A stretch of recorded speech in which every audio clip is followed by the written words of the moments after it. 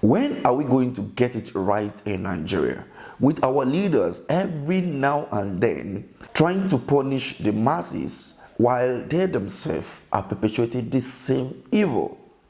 Now, beating traffic, doing the wrong, seeing your leaders doing the wrong, and then following them to do the same thing does not make any sense.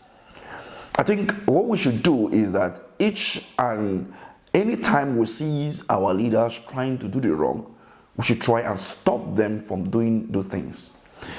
But you know that they always move with security guards, so you may endanger your life at the process of doing that. Now, some days ago, the governor of Lagos State intercepted some Way users, as well as a soldier, of which he trained. Now, according to him, he said he was going to arrest this guy. We did a video about it, and when you look carefully, you will understand that yes, he is trying to do the right thing by correcting the wrong that has become part of us in this country. But wait a minute, the governor himself uses the one way as well. Oh yeah, watch. Governors Jide Sanwo-Olu taking one way against traffic because he could not fix the road. Can you just imagine? He couldn't even spend 30 minutes in the traffic, and this is what we go through every day. Every day. Is that not hypocrisy?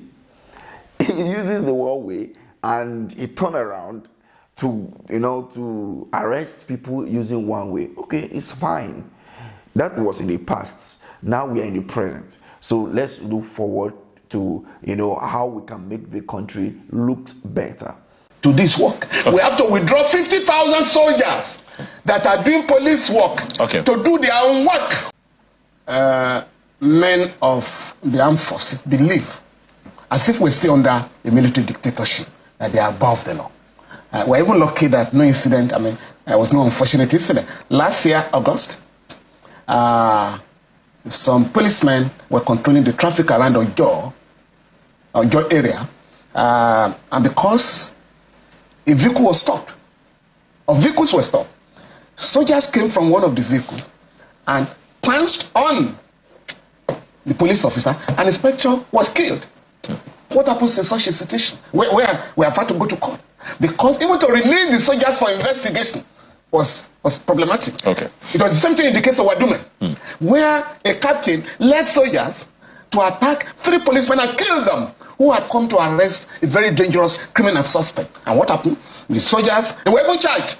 The former Attorney General, Mr. Abubakar Malami, withdrew the case from the court, and the soldiers would try them. These guys have been promoted. So we must run a country where there is rule of law, and there will be equality before the law. And I'm going to ensure that we get the human rights community to pressurize the Lagos State government to have that soldier tried. Okay, when you look at the Nigeria of today, the way the economy, the insecurity, and everything is going, are we not going through one way? Are the leaders not to make a U-turn and do the right thing? That is it. It's as simple as that.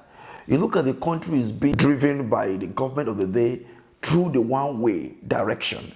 That is the reason why you see company folding up, business are not striving, the harsh economy, everybody is suffering. So that will now take us to the issue of insecurity. Insecurity here, we look at what happened in Plateau State recently, of which the president neglected what happened in Plateau and other parts of the country during the festive period while he was giving his speech on New Year Day. And even the Pope addressed the issue in Nigeria, but the president could not, to show how incompetent he is. Now, when you look at this, each now and then when you talk about this insecurity of the thing, people stand up to defend what you can never defend.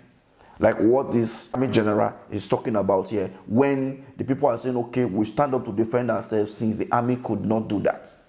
I've read out our plans for 2024 for Plateau State. The troops that we are deploying to Plateau, they are on their way to Plateau now. And this night or first light tomorrow, they should be on the Plateau. We are sending more equipment to enhance the efficiency of the troops. The governor reports that. I think that is a call to anarchy. The military is, the Nigerian army is the people's army. It is organized, secure, funded with public funds to protect lives and property.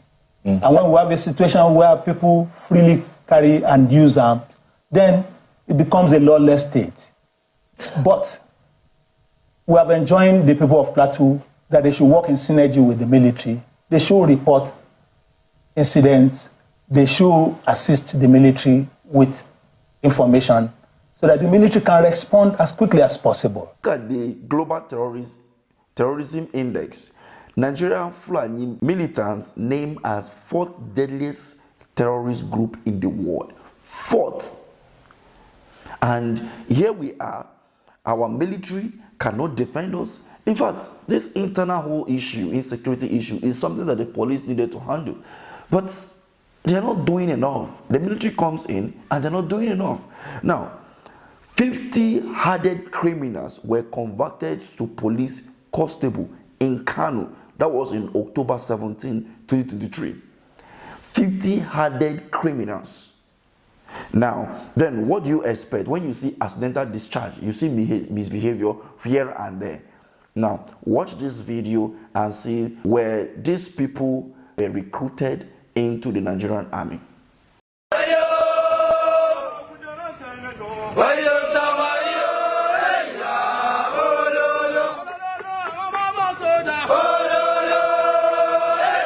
That is what we find ourselves in the country as of today. So we are using one way. When people, those Boko Haram terrorists, when arrested, after they might have killed people, bombed churches, bombed mosques, bombed marketplaces, and all manner of evil, you rehabilitate them and reintroduce them back into the community. In fact, you even employ them into our armed forces. And that is the reason why we are. Okay, look at this headline. The Nigerian army is begging Boko Haram ISWAP terrorists for reconciliation.